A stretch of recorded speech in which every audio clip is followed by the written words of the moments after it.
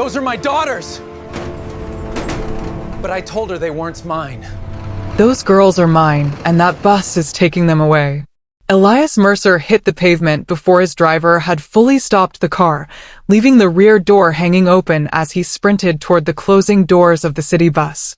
Through the glass, Nora Vale pulled two tiny girls against her coat, and one of them turned just long enough for Elias to see the gray-green eyes he had seen every morning in his own mirror. Then the second girl lifted her hand. A small crescent-shaped birthmark sat beneath her thumb, exactly where Elias had carried the same mark since childhood. The bus pulled away. Elias stopped in the middle of traffic. He stared at the disappearing vehicle and said, "No. No, that can't be possible." His driver ran toward him.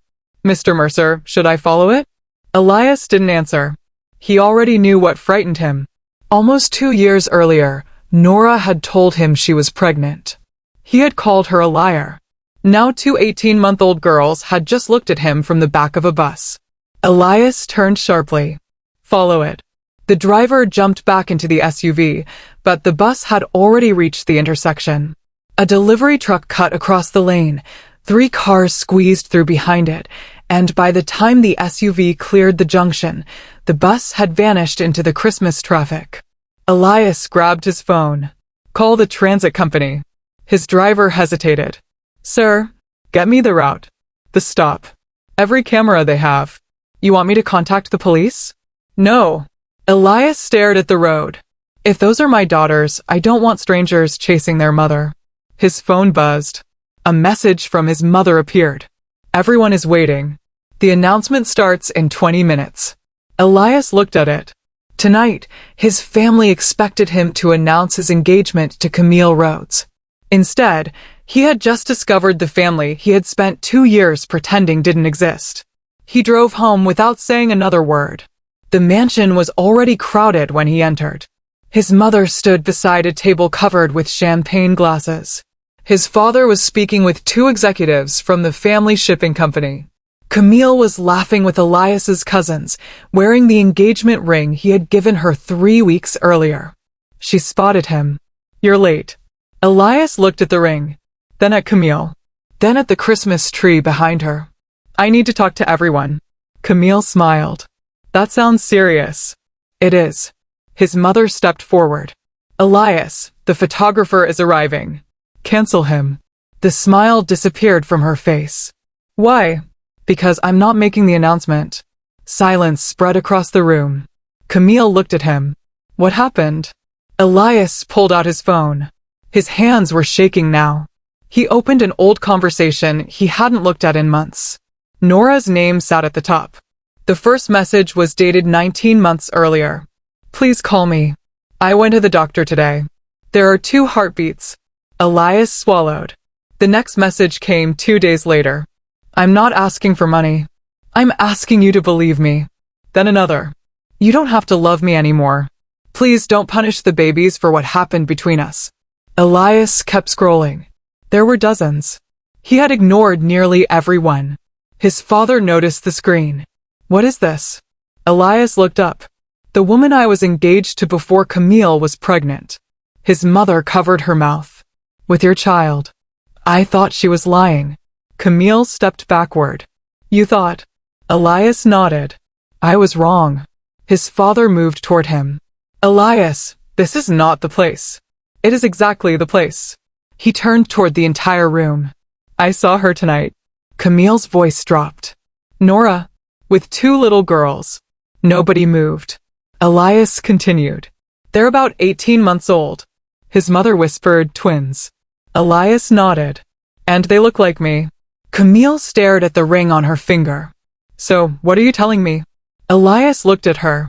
"I can't marry you." Her eyes filled. "You don't even know if they're yours." "I know." "Then why are you ending this?" Elias looked down at Nora's unanswered messages.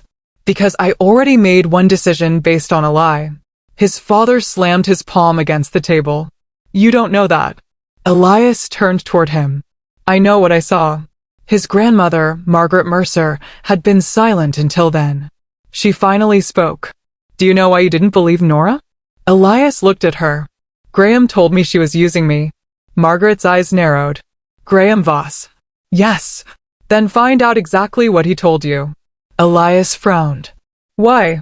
Margaret stood.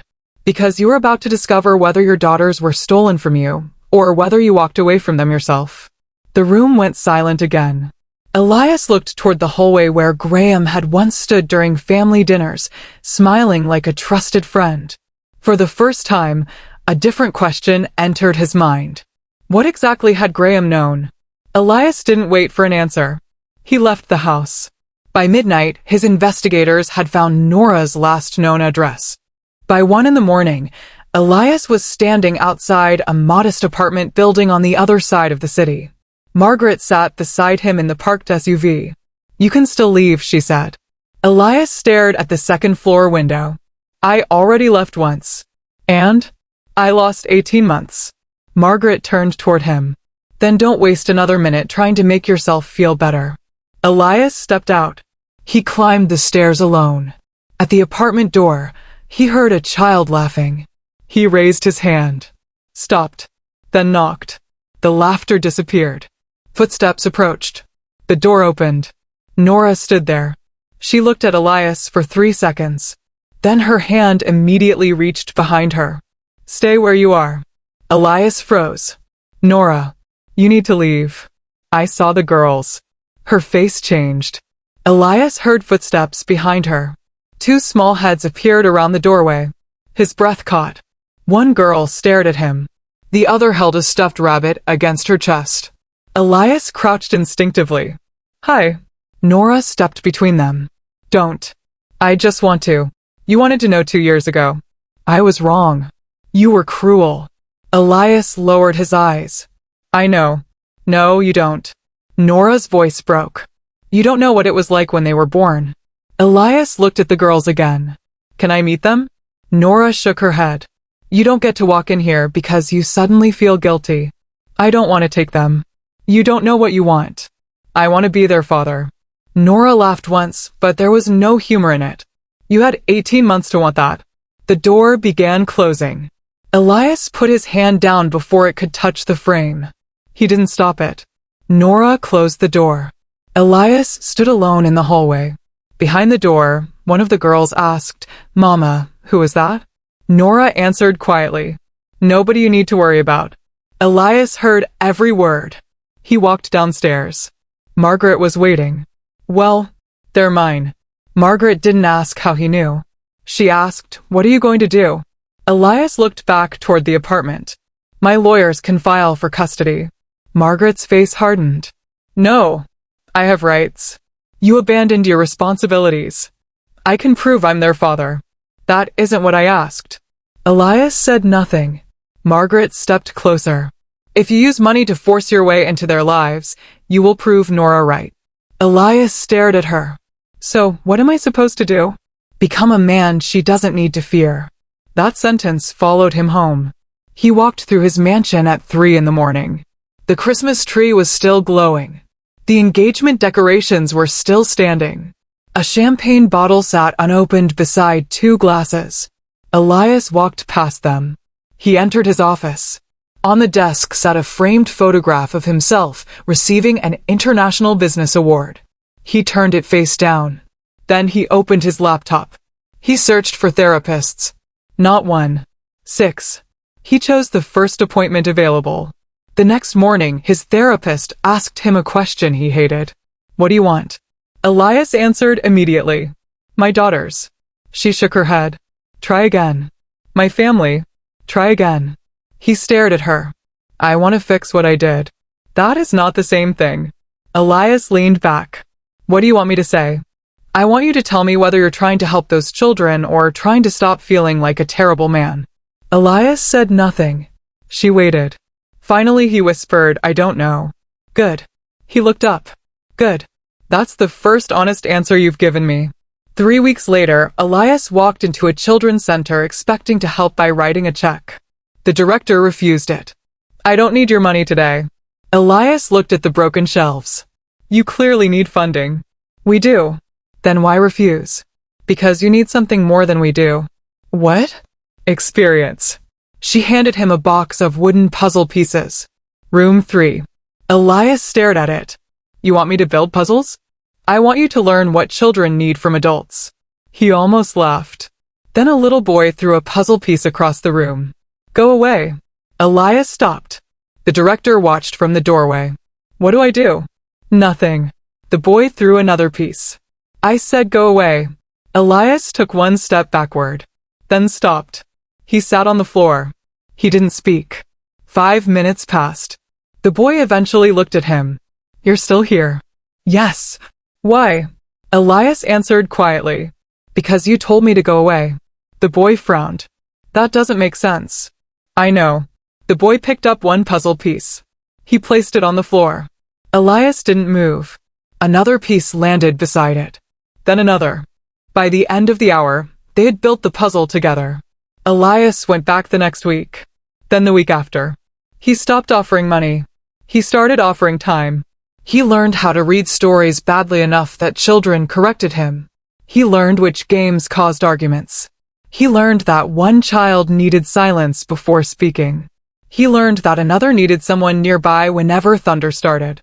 He learned that staying was sometimes more important than fixing.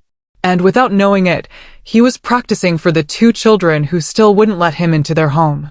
Then one afternoon, Nora saw him through the center's front window. Elias was kneeling beside a crying child. He wasn't checking his phone. He wasn't calling an assistant. He wasn't looking around to see who was watching. He was simply waiting. Nora stood across the street. She watched for 10 minutes. Then she walked away. Elias never saw her. 3 days later, a letter arrived at his office. No return address. He opened it. It contained one sentence. I saw you. Elias read it twice. Then he found a photograph inside. The twins were sitting on a rug. Both were holding books. The books were the simple birthday gifts he had mailed weeks earlier. There was no message. Elias stared at the photograph. His assistant entered. Mr. Mercer, your meeting starts in 10 minutes. Elias shook his head. Cancel it. Which one? All of them. He placed the photograph inside his desk drawer. Then he wrote a reply. He didn't ask to see the girls. He didn't ask Nora to forgive him. He wrote, "Thank you for letting me see them." He sealed the envelope himself. Months passed. Elias continued therapy. He continued volunteering. He stopped drinking during business dinners. He apologized to people he had treated badly. He asked his employees for criticism and listened when they gave it. He didn't become perfect. He became accountable. Then, almost a year after the bus stop, Nora called. Elias answered immediately. Neither spoke. Finally, Nora said, "Do you still want to meet them?" Elias closed his eyes. Yes. I need you to understand something first. I will. You don't get to arrive as their rescuer. I won't. You don't get to buy their love. I know. You don't get to tell them you're their father until they're ready. Elias paused. Okay. Nora's voice softened. Then Saturday. He sat down. Saturday. 2 o'clock. The library. The call ended. Elias stared at the phone. Then he whispered, "Thank you." He arrived 20 minutes early. The children's section was nearly empty. At 2, Nora walked through the doors holding one girl's hand. The other girl held her coat. They saw Elias. Both stopped. Elias stood, then remembered Nora's rules. He crouched. Hi. One girl stared at him. The other pointed at the book in his hand. What is that? Elias smiled. A story. What's it about? A girl who finds something she thought she'd lost. The child considered him. Is it good? I hope so. She reached for it. Elias gave her the book. She sat down. Her sister followed. Nora remained standing. Elias didn't look at her. He sat on the floor several feet away. The girl opened the book. Read. Elias began. He made it through 3 pages before she interrupted. That picture is wrong. He looked at the illustration. Why? The moon isn't that big. Elias nodded. You're right. She smiled. It was tiny, but he saw it. The meeting lasted 42 minutes. When Nora said it was time to go, Elias didn't protest. He didn't ask for another hour. He didn't ask when he could see them again. He simply said, "Thank you." One girl stopped at the door. She looked back. Are you coming next time? Elias looked at Nora. Nora gave the smallest nod. Yes, Elias said. I'll come. After that, his life changed one small appointment at a time. He learned that one daughter hated bananas. The other loved them. One wanted every bedtime story read twice. The other fell asleep before the ending. He learned their favorite colors, their fears, their jokes, their stubborn habits. He remembered everything. One afternoon, one of the girls reached for his hand. Dad. She immediately pulled back. Sorry. Elias knelt. You don't have to say sorry. She looked at him. You're not mad. No. Why? Because you get to decide. She thought about it. Then she took his hand again. Nora watched from the bench. She didn't speak. But she didn't pull the child away.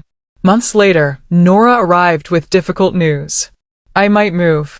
Elias's face changed. Where? Northbridge. How far? 3 hours. His first instinct was immediate. I'll buy a house. Nora stiffened. Elias stopped. He heard his own words. He had done it again. Trying to solve a human problem with money. He took a breath. I'm sorry. Nora watched him. What do you want me to do? Elias shook his head. What do you think is best for them? She looked surprised. You're not going to fight me? No. Even if it means seeing them less? Elias swallowed. Yes. Nora sat beside him. You've changed. I've been trying. She looked toward the girls playing nearby. They ask about you. Elias looked at them. Nora reached into her bag. I have something for you. She handed him a small plastic hospital bracelet. Elias stared at it. The name was faded. The date was barely visible. Nora said, this belonged to one of them. He held it carefully. The night they were born, I thought I might lose her. Elias looked up. Why didn't you tell me? Nora's eyes hardened. Because I remembered your last words. He lowered his head. You told me I was lying. I was wrong. Yes. The bracelet shook slightly in his hand. Elias whispered, I wasn't there. No. I can't fix that. No. He closed his fingers around the bracelet. But I can be there now. Nora looked at him for a long moment. Then she said, that's what I wanted to know. If you've stayed with Elias this far, subscribe now, because the hospital bracelet explains the one part of his past he still hasn't fully faced, and the answer comes before the story ends. That night, Nora asked him to meet her alone. They sat across from each other in a small cafe. She asked, what do you want from me? Elias didn't answer immediately. Honestly? Yes. I don't know. Nora looked surprised. He continued. I used to think I wanted my old life back. And now? Now I know I don't. Why? Because that man would have ruined this again. Nora looked down. Elias said, I don't know if you and I should ever be together. Her eyes lifted. But I want to become someone you don't have to protect the girls from. Nora's voice trembled. You can't undo what happened. I know. You can't give me those nights back. I know. You can't make the girls younger. I know. She looked away. So, what are you asking for? Tomorrow. She looked back. Tomorrow. Let me show up tomorrow. Nora said nothing. And the day after that, Elias continued. And the day after that. If someday you trust me, I'll be grateful. If you never do, I'll still show up for them. Nora's eyes filled. She reached across the table. She didn't embrace him. She simply placed her hand over his. Then start with tomorrow. 2 years after the bus stop, Elias walked into the library again. This time, he didn't wait. 2 little girls ran toward him. Dad. One grabbed his hand. The other held up a book. Look. Elias dropped to his knees. What did you find? A dinosaur book. You picked that. Yes. Then we have to read it. They pulled him toward the children's section. Nora followed. She sat nearby. Elias opened the book. The girls immediately started arguing over who got to turn the pages. He laughed. Both of you can turn them. That doesn't work. Why not? Because she turns too fast. Elias looked at Nora. She smiled. Not the old smile. Not the one from before everything broke. Something quieter. Something earned. The hospital bracelet sat in Elias's wallet. He had never worn it. He never would. It wasn't a trophy. It was a reminder. He had once believed biology gave him the right to call himself a father. He had been wrong. Biology gave him responsibility. Presence gave him a relationship. And every day he showed up gave his daughters another reason to trust him. He didn't get Nora back by force. He didn't buy his daughter's affection. He didn't erase 18 months of absence. He simply stopped running from what he had done. Then he kept showing up. Again. And again. And again. If this story meant something to you, subscribe, not just for this ending, but for the next story about someone who has to earn a second chance the hard way. Elias closed the book. One daughter leaned against his shoulder. The other held his hand. Nora watched them. And this time, when Elias looked around the room, he wasn't wondering what he had lost. He was looking at what he had finally learned how to keep.